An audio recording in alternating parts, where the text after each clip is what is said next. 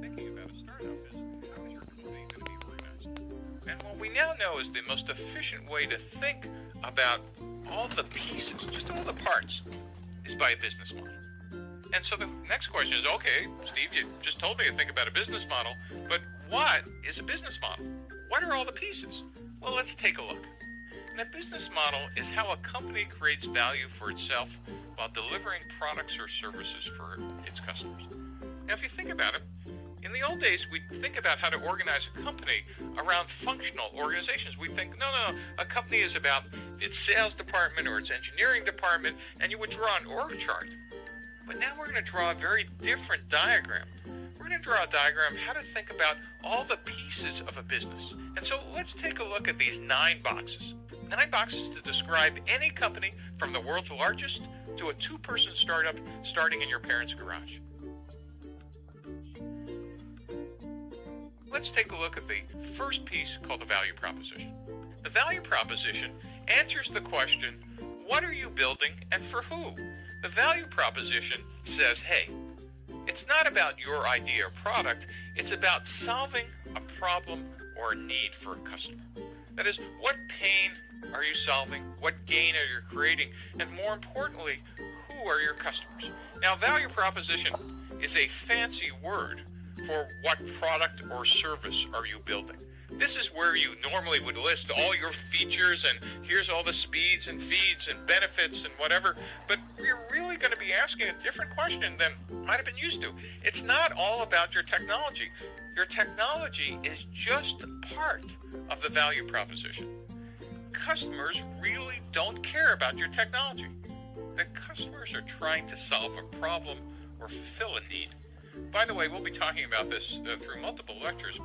The difference between a problem and a need is, a problem is, I have an accounting problem, or I want to use a word processor. And those types of products solve problems. But there are other things that human beings do, like I want to be entertained, or I want to have a date. Those are some basic hardwired social needs. Or I want to communicate with my friends, like Facebook or Twitter. Those are needs. Needs are different than problems. And by the way, if you could find products that solve needs, your total available market, as you'll see later, is huge compared to I solve specific problems. So the next thing is, who are my customers? Who are they and why would they buy? And as you'll hear a number of times, your customers do not exist to buy, you exist for them. And what you're going to do by getting out of the building is figuring out all their geographic, social characteristics, demographics, such that you actually could draw and put up a picture on your wall of who the archetype is or who the persona is of your customer. And it turns out that in most startups, you might have more than 1 or 2 or 3 types of customer archetypes and personas, but you need to understand them in detail. And there is no possible way you could have anything but a hypothesis on day 1 of who they are. The next is channels. How does your product over here get to your customers over here? And we use distribution channels to do that. Now, what's really interesting is pre-1990s, the only channels to get to a customer was a physical channel. That is, you went to a store, you had salespeople, there was physical distribution.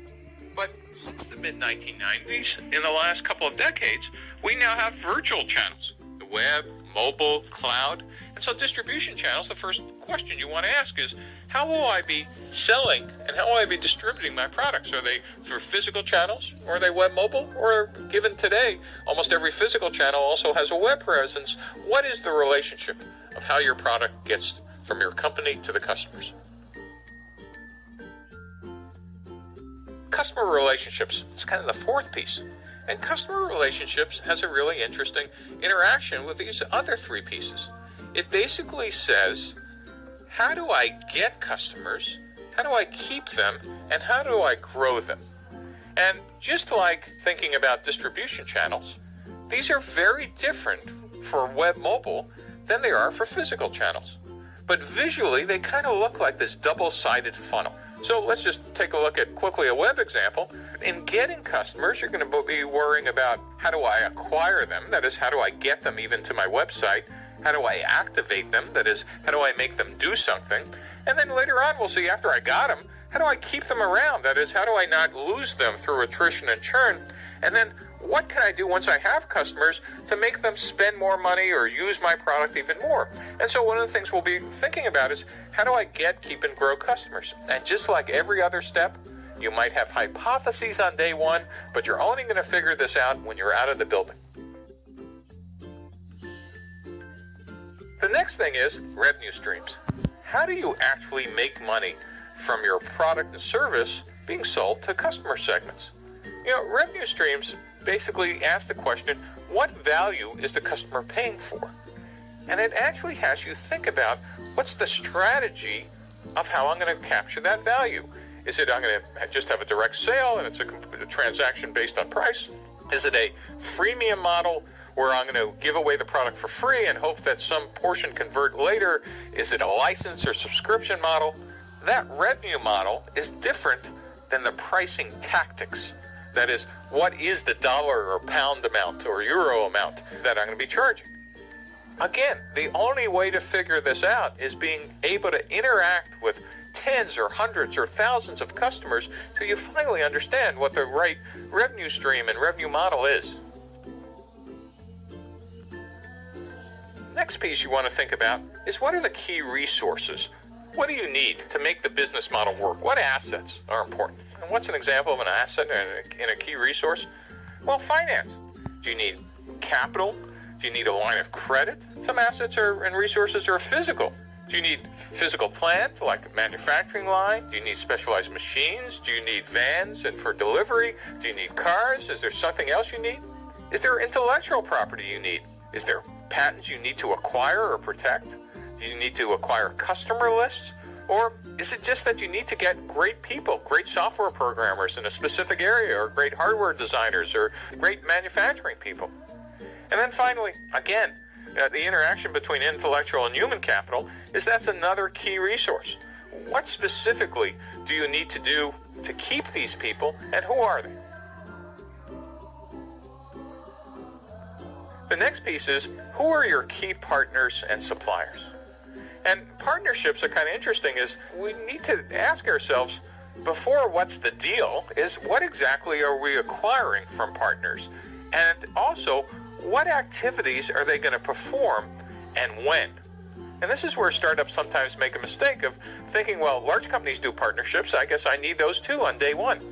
It turns out the types of partnerships you need in year one are certainly not the ones you're going to need in year 3 or 5 or 10. And the types of partnerships could be strategic alliances, joint ventures, just regular suppliers and buyers. And so you need to be thinking through who they are and actually getting out of the building and testing them. Next are key activities. What's the most important things you need to do for the business to make the business model work? Are you in the production business? Are you making something? Or are you in the problem-solving business, like you're doing consulting or engineering? Or are you managing supply chains? What are the key activities you need to become expert at? And then finally, all this adds up on the left-hand side, over here, to costs. What are the costs and expenses to operate the business model? One of the interesting things about cost is it's not just the obvious ones, like people or buildings or materials. What you're really going to be asking are, what are the entire costs to operate our business model? And so you want to think about what are the most important costs you need to worry about? What are the most expensive resources you're going to need to pay for? And what key activities are the most expensive? And then you want to ask the typical accounting things. What are fixed costs? What are variable costs? Are there economies of scale? And you want to start getting a good handle on what it is that will end up costing you money to run your business.